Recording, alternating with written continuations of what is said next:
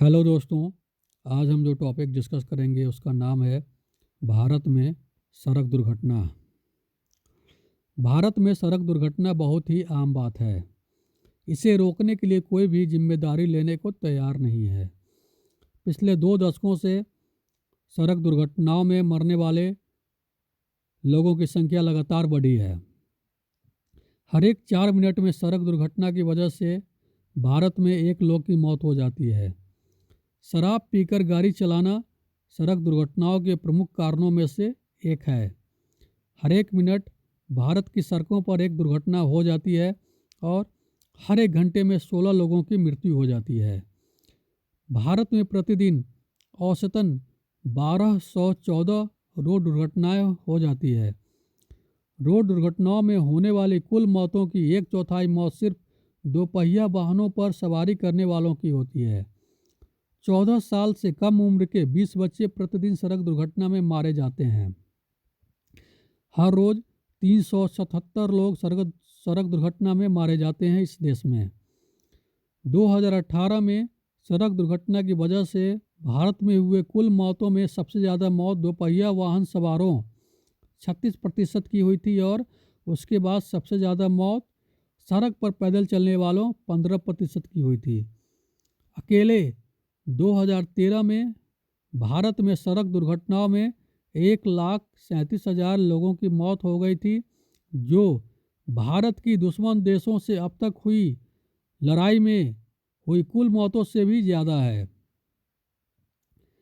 सरकारी आंकड़ों के अनुसार 2017 में भारत में कुल 4,64,910 सड़क दुर्घटनाएं हुई थी, जिसमें 1,47,913 लोगों की मौत हुई थी और 4,70,975 लोग घायल हुए थे। मतलब कि प्रतिदिन 1274 सड़क दुर्घटनाओं में 405 मौत और 1290 लोग घायल हुए थे। सड़क मंत्रालय के आंकड़ों के अनुसार 2018 में भारत में कुल 4,67,044 सड़क दुर्घटनाएं हुई थी, जो कि 2017 में हुए कुल 4,64,910 सड़क दुर्घटनाओं से 0.5% ज़्यादा थी।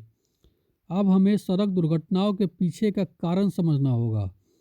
2019 में कुल 4,49,002 सड़क दुर्घटनाएं हुई थी, जिसमें 1,51,113 लोगों की मृत्यु हो गई थी और 4,51,361 लोग घायल हुए थे।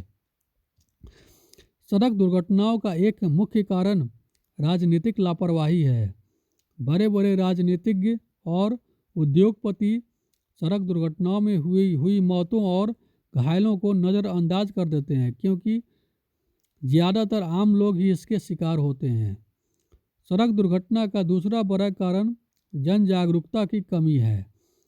सड़क दुर्घटना किसी भी चुनाव में मुद्दा नहीं बन पाता है।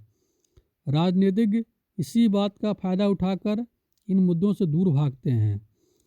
सड़क दुर्घटनाओं के पीछे अन्य मुख्य कारण सड़कों की बदहाली है। भारतीय सड़क और राजमार्ग मंत्रालय के मुताबिक मार्च 2019 तक भारत में करीब 1,42,126 किलोमीटर नेशनल हाईवे और एक्सप्रेसवे हैं और साथ ही 1,76,166 किलोमीटर स्टेट हाईवे है।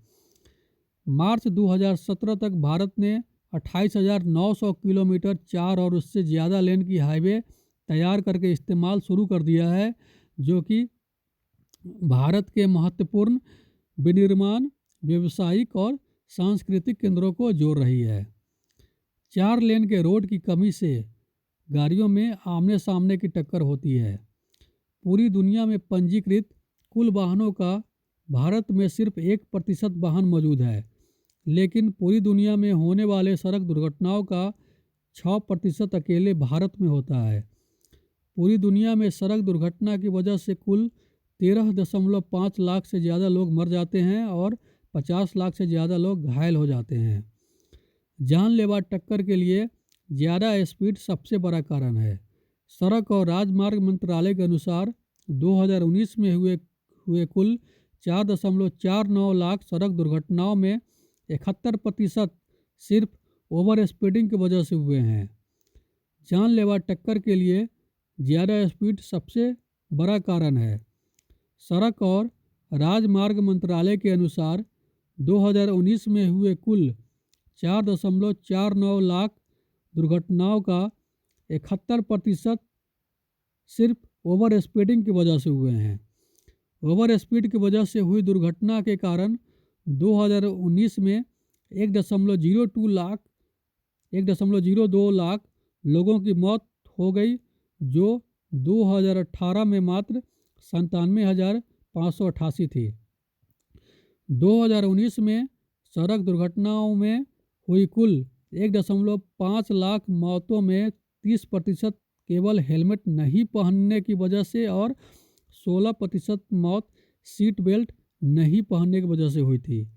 ड्राइविंग के समय मोबाइल फ़ोन के इस्तेमाल से होने वाले दुर्घटनाओं की संख्या में बेतहाशा इजाफा हुआ है, जो कि 2018 की तुलना में 2019 में 33% बढ़ गया है।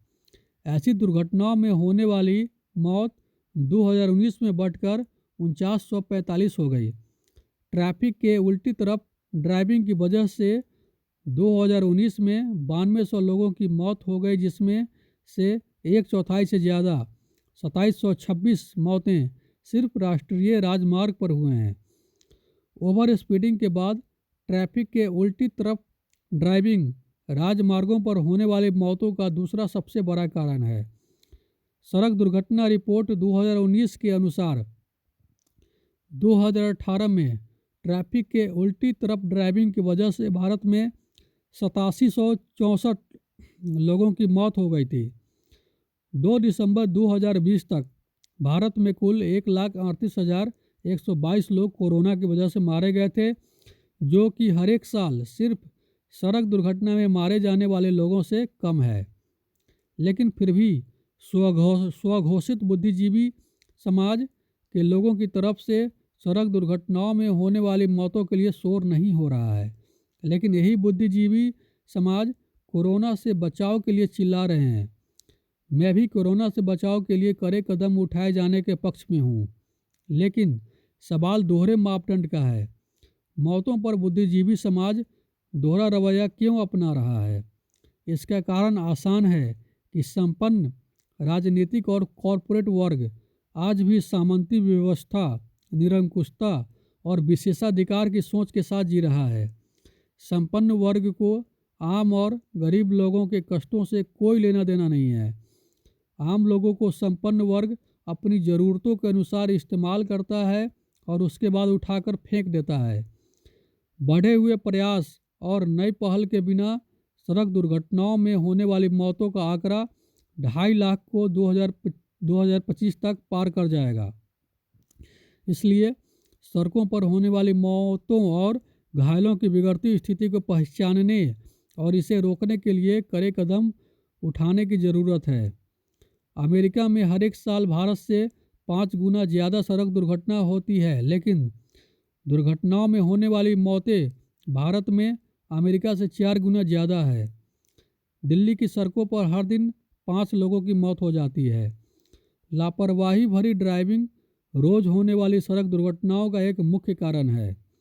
हमारे समाज में एक आम धारणा है कि सड़क दुर्घटनाओं से बचना हमारे अपने ही हाथों में है, लेकिन यह एक अर्ध सत्य है। बहुत सारे मामलों में दूसरों की जाने या अनजाने में की गई लापरवाही भरी ड्राइविंग की वजह से निर्दोष लोग दुर्घटना का शिकार हो जाते हैं, जो कि सारे नियम कानून का पालन कर रहे थे। कानून के द्वारा सज़ा दिए जाने का डर नहीं होने की वजह से गैर जिम्मेवार लोग लापरवाही भरी ड्राइविंग के लिए प्रेरित होते हैं। अपराधी कानून की इसी कमजोरी का फ़ायदा राजनीतिक हत्याओं को अंजाम देने के लिए करते हैं। आपसी दुश्मनी का बदला सड़क दुर्घटनाओं के माध्यम से लिया जाता है। सड़क दुर्घटनाओं को रोकने या कम करने के लिए प्रभावशाली यातायात प्रबंधन बहुत ही ज़रूरी है। इस आपदा को रोकने का एक प्रभावकारी उपाय यह है कि हर एक मोटर वाहन को जीपीएस से लैस कर दिया जाए। टक्कर होने वाली वाहनों में लगे जीपीएस की मदद से पुलिस उस वाहन का विवरण और उसके मालिक और ड्राइवर के बारे में जानकारी इकट्ठा कर लेगी। अब पुलिस इस मामले की उचित जांच शुरू कर देगी।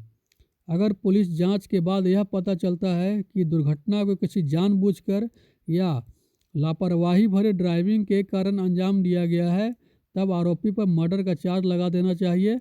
अगर दुर्घटना में किसी की मौत हो गई हो या कोई अस्थायी रूप से दिव्यांग हो गया हो, किसी के अस्थायी रूप से दिव्यांग होने पर या गंभीर रूप से घायल होने पर मर्डर के प्रयास का चार्ज लगाना चाहिए।